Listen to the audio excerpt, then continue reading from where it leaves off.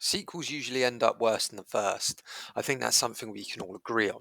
Whether they retread the same ground to reach that former glory, or they try and switch up the formula to be fresh, I believe that the latter is a bit of a problem that can lead to franchises losing their identity. This applies to video games just as it does to movies. A franchise might have started out with a particular message, but as its popularity has grown, the creators have tried to up the stakes, keep it fresh, or appeal to the mass audiences in order to ship more copies. This can lead to the creators alienating the fans that helped them get to where they were to begin with. The Rambo series is a good example of this. Originally, a very authentic story, never steering away from our reality too much, it deals with subjects like PTSD in a mature way. Although this film is an action film, only a single person dies in the entire runtime of the original, but we all know who Rambo is and what he's best known for in this day and age.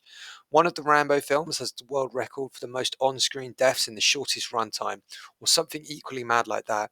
They went from being movies that dealt with the harsh reality of warfare to just straight up murder porn.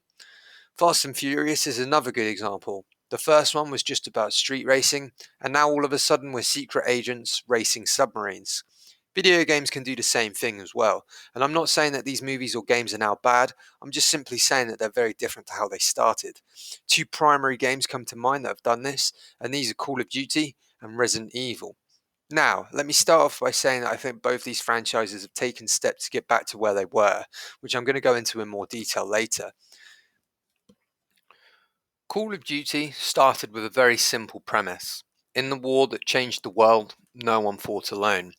Now, bearing in mind that every single shooter from this era was a World War II game, it meant that Call of Duty had to make itself stand out. And at this time, many games had quite limited computing power. So most shooters of the era, I'm looking at you in particular, Medal of Honor, they had you playing as a one-man army, taking on the Nazi war machine all by yourself.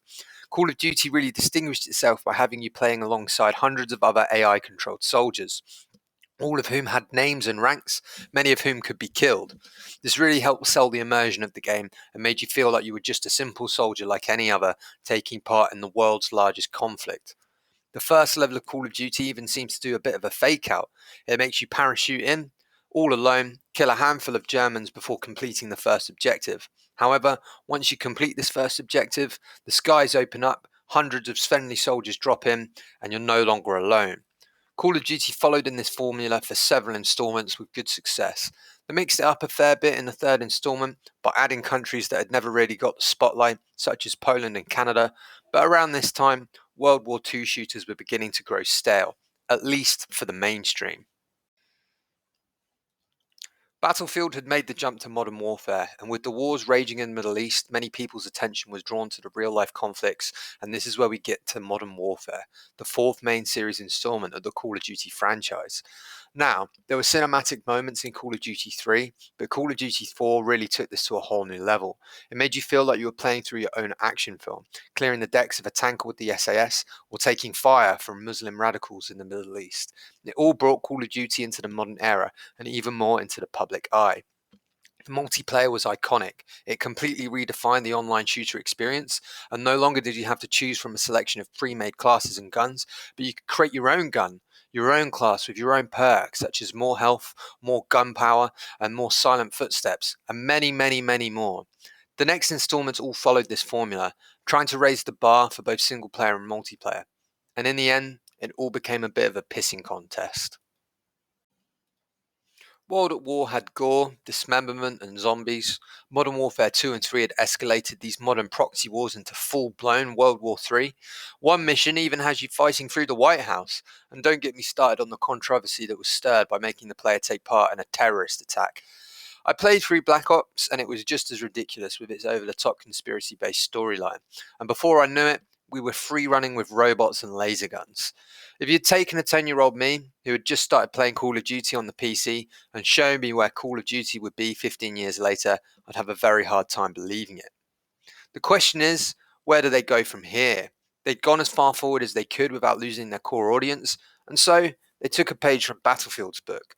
Due to the centenary of the First World War, there was a renewed interest.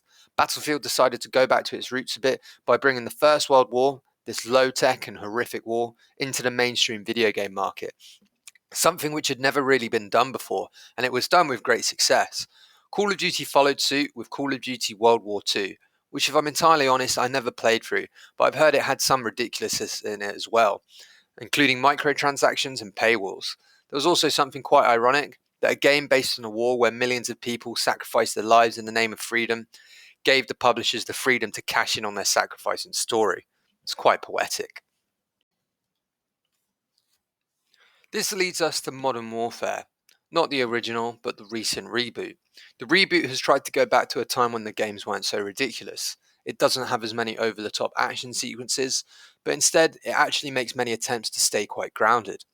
One mission takes place in Piccadilly Circus, which is very heavy because I've been there a lot, living in London, and stopping a terrorist attack from taking place somewhere where I visit very regularly really resonated with me. And as a result, I felt a larger sense of urgency as I was connected to this location. Another standout mission where you play as a child trying to avoid being seen by soldiers, and yet another standout where you're clearing a London townhouse floor by floor. They all serve to keep the story intimate and intense. This Call of Duty was the first one in a long time, in fact, probably ever, where I actually cared enough to feel something for a character's death. Shout out to the devs as well. They don't make clearing rooms and houses very easy in this game. There are enemies hiding under beds, in bathrooms, many will take hostages. People who were unarmed will run for guns and grab it and shoot back in a panic. Some will even wait until you begin to open a door before they shoot through it to surprise you. Anyway, my point is that the downscaling of this game, so to speak, has resulted in a game that feels far more focused about the tone and weight of its story. Rather than something that felt like an 80s cheeseball action movie, we get something covering the same subject matter but looking much deeper than any previous entry. And I think it's far more in tune with the original's message. I guess sometimes you have to lose your way in order to find it, and Call of Duty as a franchise has certainly done this. The recent reboot really shines when it lets you have a level of freedom on how to approach objectives, and I hope that's something that they continue to expand upon. However, the king of redeemed franchises will probably always be Resident Evil. Many newcomers to the gaming landscape may only know it for Resident Evil 7 or the recent remakes of the second and third installments, all of which have got much critical acclaim. But there was a time when Resident Evil was a bit of a joke. It's not to say that these installments in the franchises weren't any good. They were, in their own terrible way, but they were just looked down on, as they had very little in common with the original games, except for a few superficial elements. Resident Evil started as a survival horror game. It featured fixed cameras and poor controls, which all aided in making the player feel powerless. It felt like you were playing through your own horror movie. However, when the fourth installment came around, it came with a new, over the shoulder third person view. And with it, it carried many new action tendencies that carried over into nearly every installment. Resident Evil 7 is the only installment in the franchise that still doesn't have this camera angle. Resident Evil's action tendencies even got so bad that an installment was released that was simply a third person shooter. And from what I've seen of the gameplay, it has very few horror elements. Hell, even Resident Evil 5 and 6, main installments in the franchise, gave their zombies guns in order to try and cash in on some of the modern shooter audience.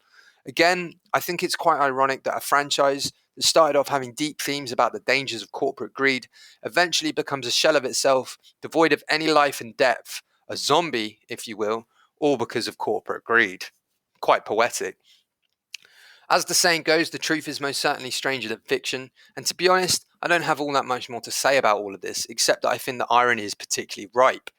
And their journey from being innovators to imitators was necessary for these down and out franchises to take a long, hard look in the mirror and to understand what they really want and who they want to be. At the end of the day, who doesn't love a good comeback story? It's just like Rocky, and probably one or two of the sequels.